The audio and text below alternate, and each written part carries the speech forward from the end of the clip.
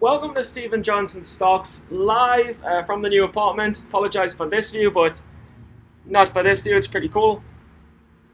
I just want to say a green week, 100% accuracy, 3 for 3 green trades, but I'm not really that happy about it because the risk reward is still quite.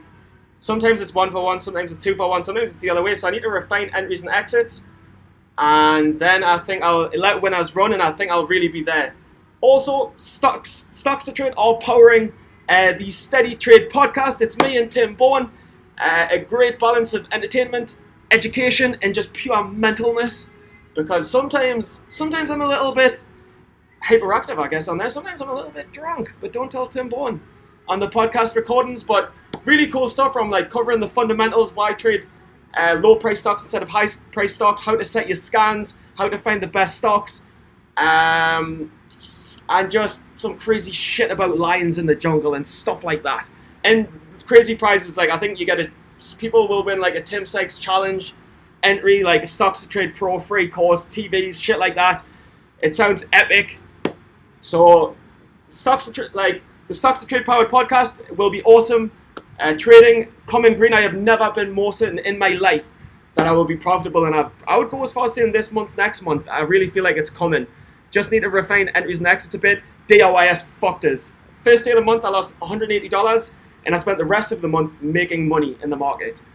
But I'm not getting arrogant. I'm not getting ahead of myself. Don't comment hate. I'm just saying it's feeling good. A couple of quick comments. Timmy G, keep up the good work. I want to make this comment. Basically, Timmy G, it's a long comment, but what he's saying is he's been watching us since day one, and he's noticed that I'm not letting winners run for the fear of it turning on me. And he's dead right, and it's one of the best comments I've ever had. And you can see that I'm on the right track. Son S, you're at the very least now formulating a plan and executing them. It's a huge step from 6 months ago. Like, guys, this is proof that I've been learning with Tim Sykes for a year, and it's coming. Like, and there's an affiliate link below. If you want to learn with Tim, click the affiliate link. It's took a year. But now I've got a 60% winning accuracy. I just need to refine the entries and exits, and I am there. Trades! Started in August the worst possible way. I lost like $180 on dries, on DIYS, on a stupid short. And the only other big loss that I took was RTMB the other week when I was hungover as fuck. And I just thought, I'll just trade this. I'll just use my day trade on this. And it was stupid, and I lost like $40. So those two trades were the only big losses I really had in context of my account of what I'm trading. So that's about $200, and I spent the rest of the month actually making money back. So I lost $170, and then I made $50 on the first day of the month. I lost $170, and then I spent the rest of the month grinding back, and I made $60 back. So my thought is, if I don't do anything stupid like dries or RTNB, and I keep on grinding, and I take the lessons I've learned, and I trade only the best setups, look at making about another 15 trades across the month, nothing big. There's absolutely no reason at all, size up a little bit, that I can't make $100. Absolutely no reason.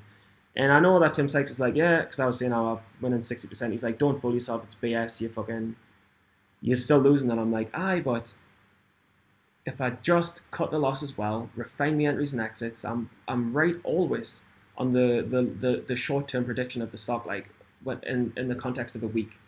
Like the stock that's overextended generally always comes down. If I just cut me losses, if I can refine the entries and exits, I am making $100, $200. Absolutely no reason why not. So yes, me winning percentage is 60%. Yes, lost discipline on RTNB and DOS, and it fucked the month for us. But there's no reason, if I can exert discipline, that this is not a greed month. Like, it is overdue and due, and I am fucking ready for it. TNDM, call on me. Does anyone know that song? Like, I remember that song. It's pretty cool. But TNDM, it's a breakout. It's a nice breakout above the 75 cent level, which we can see. But what I was thinking is, if you look back at the 1 year chart, I mean, it's clearly a failing company. Back in October, it was in the 9s. Now it's in the 1s, in the 80 cents or so. I mean, you don't need to look at the fundamentals to know that this is a failing company, and the shareholders are dumping the stock. And anyone who was in it in the 9s is probably going to dump it into a spike as well. So big volume day, big gap up. I think it was FDA approval. But I was always short biased on this. I was just waiting for it to overextend enough to the point where I'd go short, and we'll have to maybe go 10 days back, because this was at the very start of the week. So we had this big breakout volume day, and actually I'll just remove this line. It's not necessary. Well, I'll keep it in because it lets you know what I was thinking. But I was watching it thinking I'm going to go short. I'm going to look for it to top, and as soon as it tops, I'm gonna short. And we had this initial push, consolidated, and then it broke out again to the next level. And this is when I was starting to look at it short. Because when it's getting like 10, 11, I was thinking, do you know what it is? I'm hoping for an afternoon fade here. I've seen stocks where they'll run in the morning, but then they'll fade off towards the afternoon, because ultimately people realize that it's not a good company. The news isn't as good as people thought it was. People who are buying take profits, shorts coming in the afternoon. And I was looking for this top here. So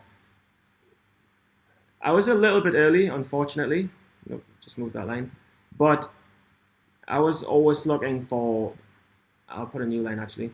I was looking at this level and I was thinking I wanted to top out again here at this like 118 level. And I was a little bit impulsive, and that was my weakness. I was short here because I thought it was going to break this line, and I got in short like 110, and it was a bit impulsive. And then what I really should have done, and I saw Roland getting in short at 122. He literally hit the top, and I was like, oh my god, I'm going to miss out. I better short. And this is the difference between what I want to do this month and last month. Like, I don't want to be as impulsive. I want to really short into this resistance level. So when this broke out again, you've got a few things on your side. It's 11 o'clock. You've got people are going to be taking profits.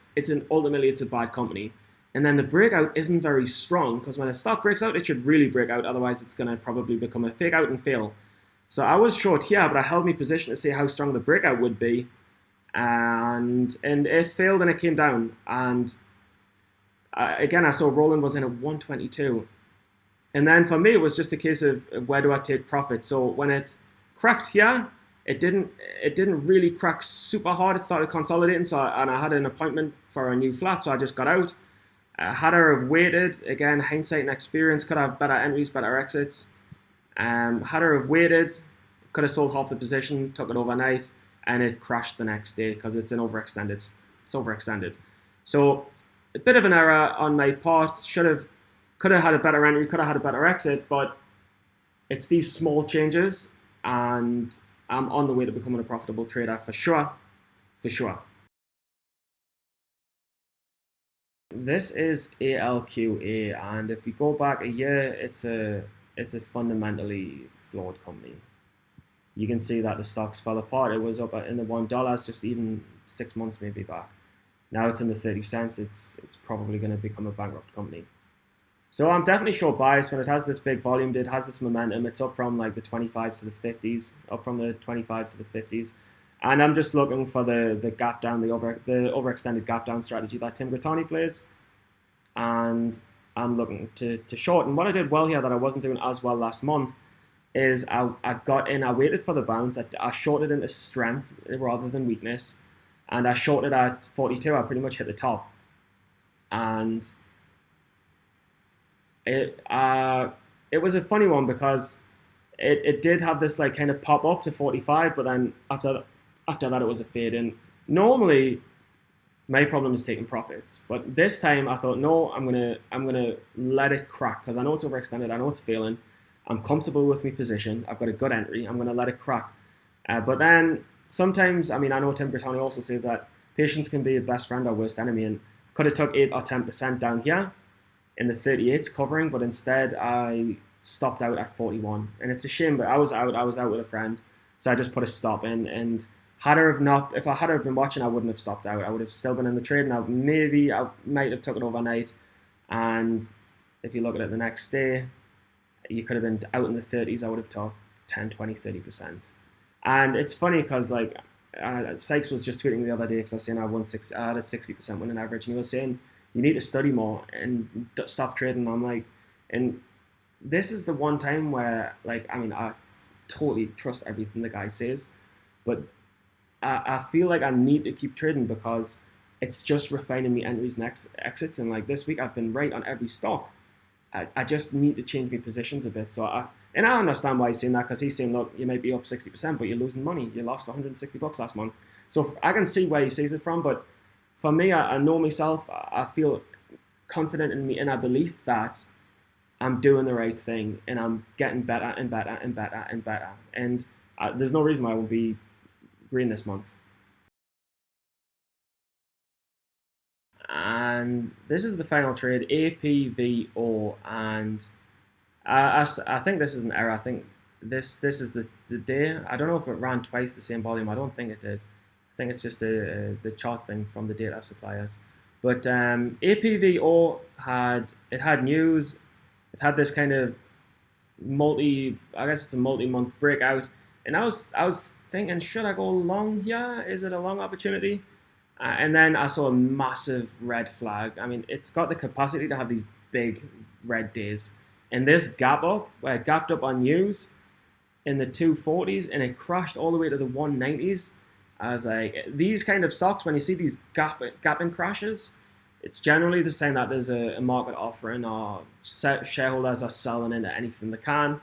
And I knew, I was like, no, this is a definite short. So I was always looking for weakness from the get-go. And yeah, this is one of the times where if you're in pre-market and you see the history, I mean, you can take a massive profit if you get anywhere near the 290s.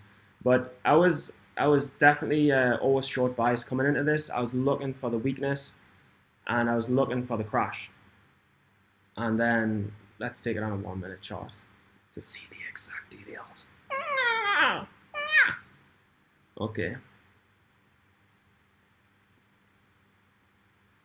So we have to pick a point. I was looking just at this level. This level held at pre-market. Sometimes I don't like taking pre-market levels because they can't really be determined without lots of volume, but this was the level I had to go off. It was the start of the day. So I took this pre-market level, and when it cracked, I thought, look, it's got no strength at the open.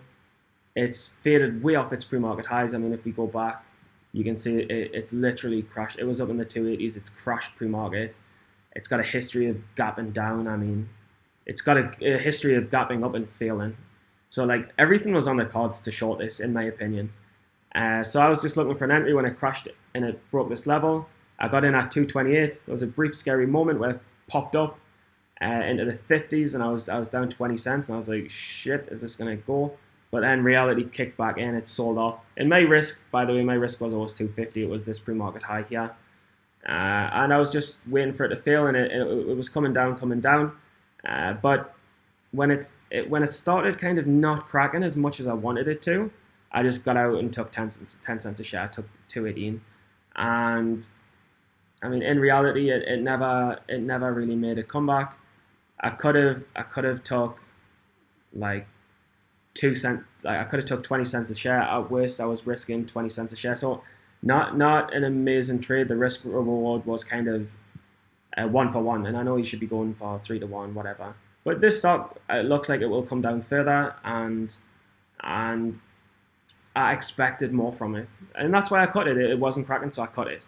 And I just want to close out by saying, like, it can be done. It can be done. I was so skeptic. I originally created this YouTube channel to say I am going to expose Tim Sykes as a fraud and sink him into the ground, because I thought if I use his name on YouTube and I prove that he's a fraud, he can't market to people anymore. But what I've found in 1 year of trading, and more or less 1 year of being on the challenge, I'm now coming into consistency. Tim's being hard on us because he does. I don't want to get overconfident and lose, so I'm not going to get overconfident.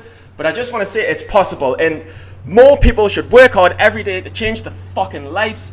And how do I get the message apart from YouTube? How do I get this message across? All I can do is tell the world, tell the Burj Al Arab, go big or go home, work hard every day, and change your fucking life. Change your life! Live the dream! I am the trading Jesus!